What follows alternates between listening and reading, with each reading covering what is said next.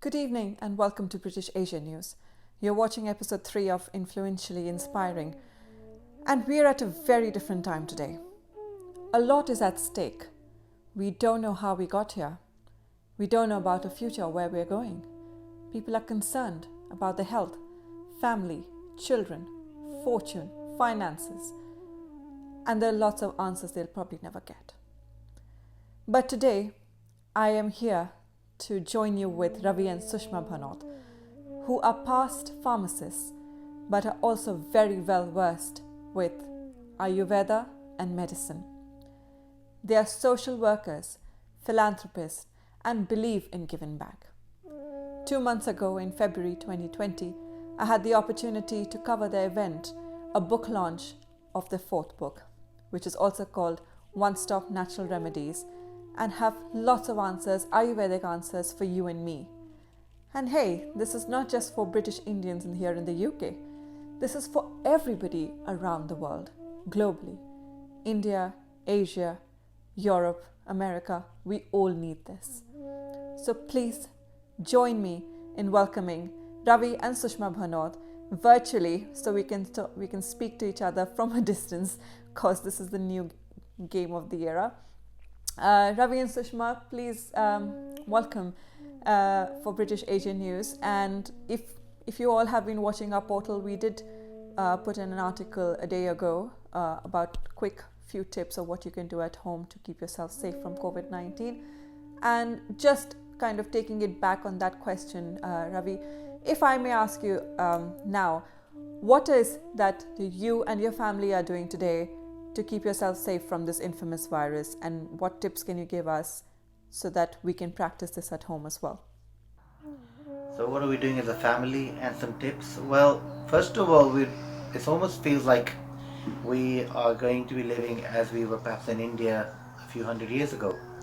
So we're coming in, we're taking our shoes off like we used to. We're saying namaste now rather than shaking hands with visitors and with family where we have to. And then we are almost getting a bit paranoid, perhaps is a word, but in a good way. We're getting a hard surface alcohol cleanser, so whenever we touch a door or a hard surface like a handle to a fridge or a bin or a work surface, we're cleaning it vigorously.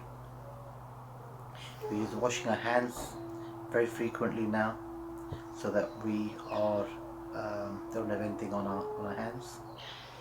We are also doing things like every morning when we wake up, we are gargling now with neem mouthwash, which is antiviral, or if you haven't got that, you can use salty water, warm salty water, gargle morning and night, because quite often it's the viruses that get lodged in the throat for 3 or 4 days before the symptoms are seen. So if you can dislodge these viruses, that would be good. So that is something we do. And then every day we have an affirmation. So my affirmation is, I'm feeling strong and I can fight any infection. If you've got something similar, it's great. Have an affirmation. It gets your mind set to what is expected from the universe. Do meditation every day. Very simple. I'm more than willing to give you a guided meditation for about 5 minutes that you can do. It'll help you if you're feeling anxious or it won't help you to sleep. It really does help in calming the mind, improving your immunity. The next thing is that you have to have supplements which will help. Vitamin C, 120 milligram a day, is well worth having a supplement every day, because chances are you may not be getting through your diet. Of course, eating fruits like oranges help in giving you that vitamin C. If you can do that, great. Next thing, have foods which are going to help make your diet alkaline, i.e. have food which are like ginger and garlic and broccoli, for example, lemon, lime. They all make the water alkaline. Have them in warm water, that helps. There's an old Ayurvedic recipe in which you warm up garlic, ginger, lemon, and with some turmeric and black pepper added, that'll add to your immunity, strengthen from inside, and also makes the water alkaline. Well worth doing every day. We do this as a family. We drink that every single day. It's a great preventative method, and also if you have got mild symptoms or even major symptoms, it helps fight the coronavirus. Try, of course, yoga. There are simple breathing methods which help. I'll give you 2 or 3 examples. One is hold your breath. So it's like this. Hold for a count of at least 20, which will be about anything between 10 to 30 seconds. If you do 30 seconds, great. Just hold your breath and let go. Another technique is breathing. Count of 4, close, count of 2, and then breathe out, count of 4. So it's what's called alternative breathing technique. So close one nostril, breathe in,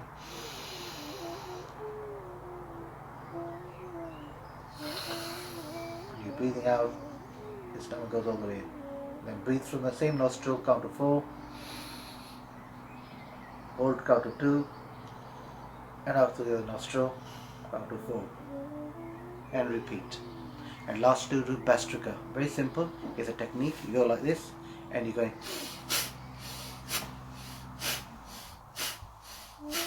Again, strengthens the lungs, improves your immunity. Very simple technique. Do if you can do say 20 of those at a time.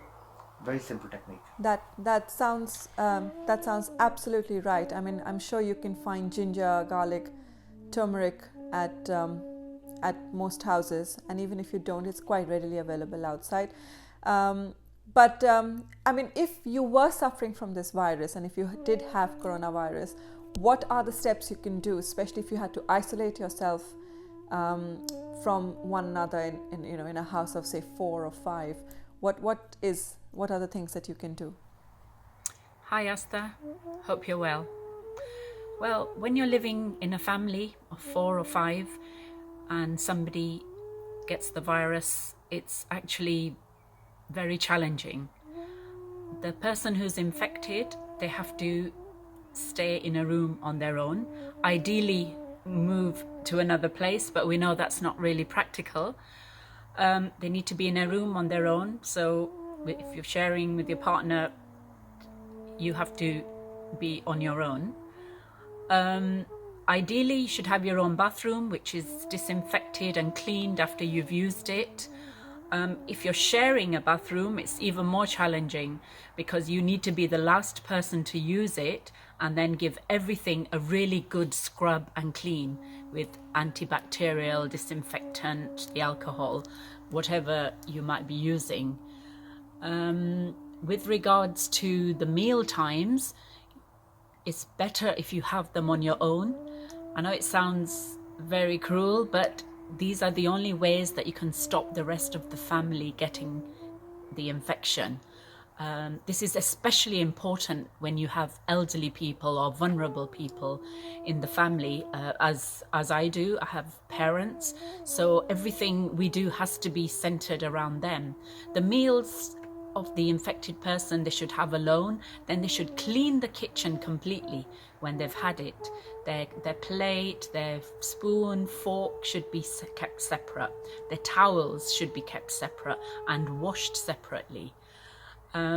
It's challenging, but it's really important that everybody takes these measures into account so that the risk to all the other family members is reduced.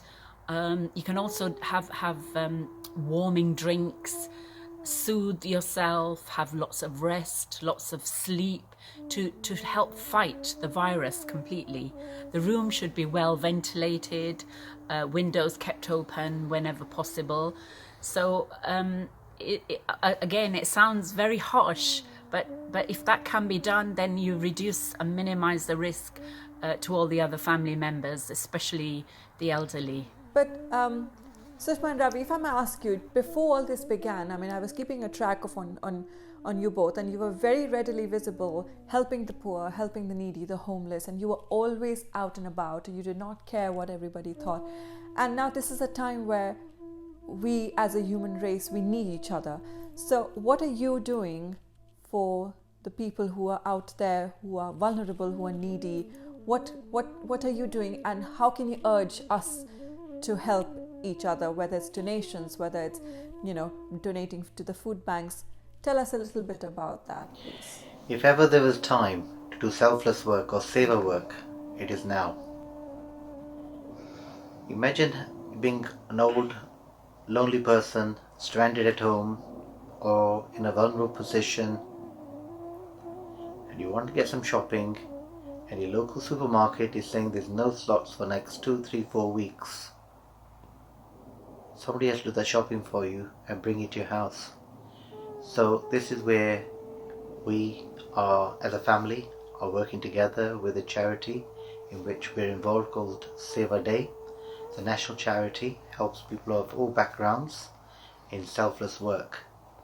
Now, we started this in 2001, just a few friends, and then it just got bigger and bigger.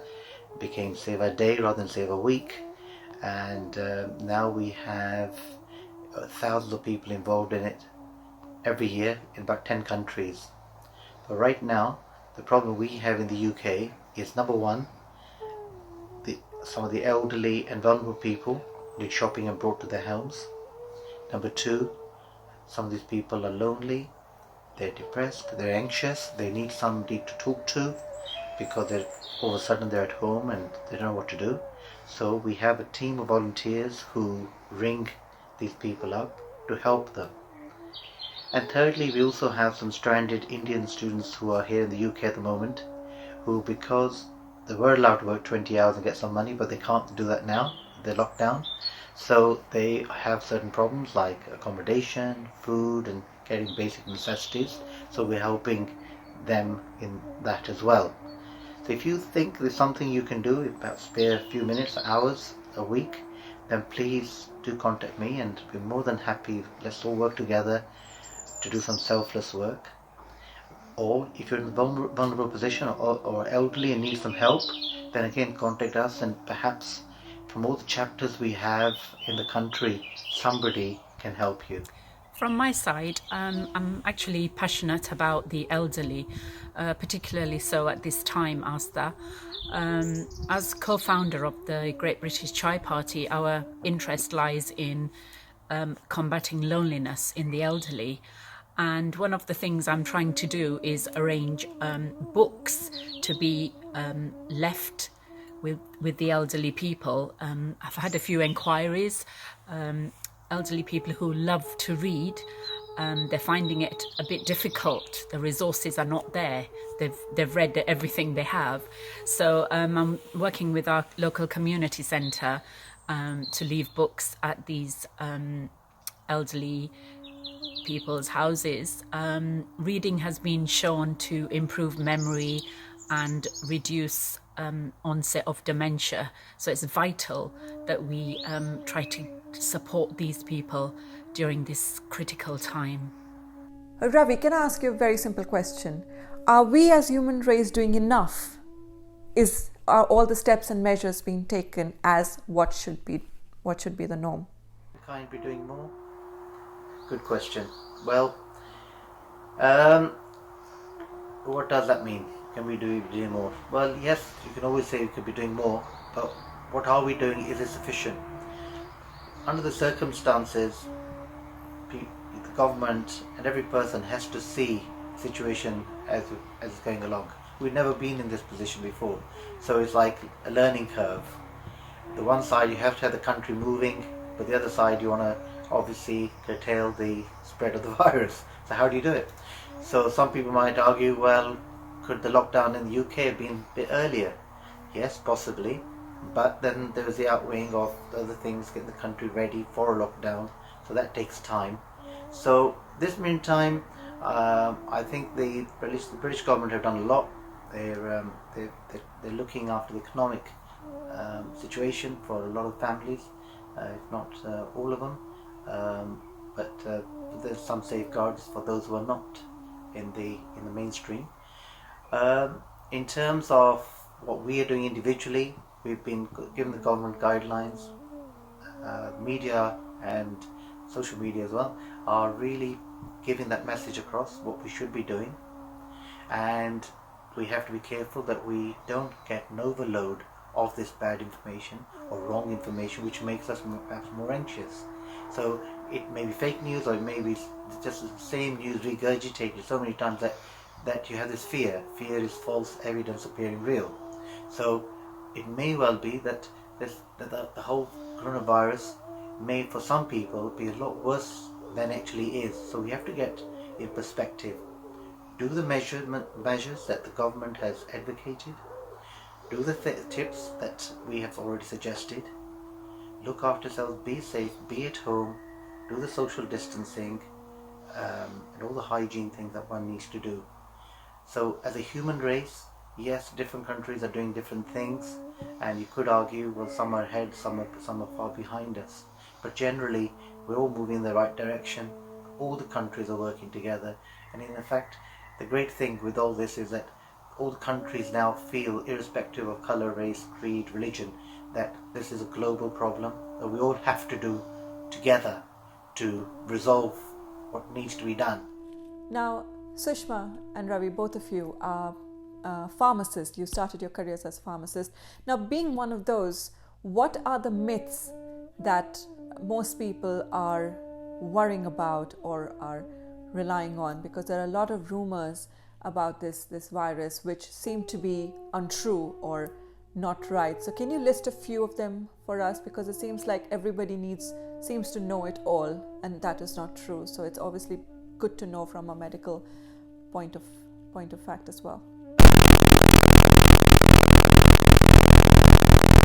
And anxiety around something, then there's lots of untruths surrounding the subject. So likewise with the coronavirus, there's lots of myths, untruths, false information. There's a lot of WhatsApps, emails. What I would urge is that you look at the right sites and look at the government sites, look for the more authentic ones, and don't believe everything, otherwise that will cause more anxiety. Some of the myths are that hand dryers can kill the virus. That's not true. You need to just keep washing your hands. Use the hand sanitizer when you can't wash your hands. There's a vaccine available. It's not available yet. They're working on it, and it won't be anytime soon. Some of the myths are that there are medicines available. There's no medicine available as yet. There's trials going on. There's interest in quite a few medicines, but at the moment all you can do is take something like paracetamol if you have the fever, the aches and the pains. Just treat the symptoms, really. Some people think that they're immune because they're healthy and fit, but this is not the case. Of course, the more vulnerable people are more susceptible, the elderly, young children, but really this can affect anyone and at any time. Sushma, if I may jump to you and ask you, you're a patron of Binti International. Now, Binti International is, for all our viewers, a registered charity who's been working for dignity of women in terms of menstruation and restoring menstrual dignity. Now, they also make reusable pads, but lately they've started making reusable masks, and we've had the opportunity of speaking to them as well. But Sushma, what are you doing as a patron for Binti International, and what can we do, again, you and me together, in helping this amazing group of women who are doing such wonderful work? Yeah, as patron of Binti, one of my roles is to promote the charity, support the charity in all its various aspects, educate. During this difficult period, it's still possible to do all of those things. And I'm in the process of writing some articles directed at women along those lines of menstrual dignity. I'm really fortunate to have that role, and the founder Manjit Gill is doing tremendous work even now at all times. Very proud of her. The way in which other people can get involved, and I mean men and women, is support the events that Binti are doing. You could become a trainer for Binti. I was lucky enough to attend the training course, and it qualifies me to educate other groups, schools, on menstruation and menstrual dignity. Some places are sadly lacking in all of these aspects, and I'm talking about globally, not just here. You can become an ambassador for Binti, run with their campaigns, support their campaigns. You can create awareness just by, in your own community, bringing up the topic, talking about it. And this is different ways how you can help the charity. Also, if you are seeing a post about Binti, please use the hashtags, forward it on so that it creates awareness amongst new people. If I may just give you those hashtags. One is hashtag smash shame, hashtag love periods, and also the tag at binti.period. Try to attend the different events that are organised. They will be also on the website. So yeah, great work being done. And finally, Ravi and Sushma, thank you so much for giving us all those tips, the yoga, the back massages. I hope people get to see all of these and practice it at home. But tell me, what is the first thing you're going to do when the lockdown is lifted? Is it going to be something that you want to eat? Is it something you want to see? What is it that you're going to do? Sushma, let's start from you. What a lovely question. I'm sure everybody's got lots of plans when the lockdown is finished. I think I would love to have a hugging party. Missing not hugging friends and family members. I think that would be great. Hope nobody forgets how to be tactile. So a lovely hugging party, and a lovely hug for my mum, who I'm not able to see at the moment. Thank you. In one word, celebrate. Why? Because it's an achievement. See, what we are going to be going through, we're only week 2 at the moment. We may have this for 4, 5, 6 months, God knows. And to have overcome this period, very unique period, in all your life, no matter how old or young you may be, and to have survived, because there has, no doubt, most people have a fear. The fear, whether it's genuine or not, real or not, small or large, depends on the individual. But there is still a fear, anxiety, a certain amount of uncertainty in the lives of most people. And they may be missing, as Sushma said, hugging people, meeting people, doing the things they've normally been doing all their lives. All of a sudden, it's like kind of imprisonment, that we've got like a house arrest. And when we come to the other side, what we actually got is freedom. What we are missing right now is freedom, isn't it? We don't have a choice, or we have a limited choice. So the celebration will be one of A, that we've been there and done it. Number 2 is meeting everyone, our loved ones, our friends. Number 3 is getting back some parts of our life that we are now missing. Whether it's work, whether it's community work, whether it is some hobby. There is something that perhaps we can't do now, which we can do again. So what we're going to do? Celebrate. Thank you. Fantastic. I cannot wait for life to get back to normal. I think it's only been week 1, but there's still a long way. definitely to go for. But thank you so much for joining us in this very important episode. And this was not just about you and me, but this is about a lot of other people who need that guidance, who need those therapies, who need to understand how serious this situation is. Guys, please do not take this lightly. Lots of people are dying around us, and this is only for the good and the welfare of the people around you. Please stay indoors, listen to the government guidelines, follow the tips given to you by Ravi and Sushma, and hopefully we'll be in a better place very soon. Thank you so much for joining us at Influentially Inspiring. And this is me, Aastha K Singhania, signing off. Thank you. Thank you very much. Thank you, Aastha.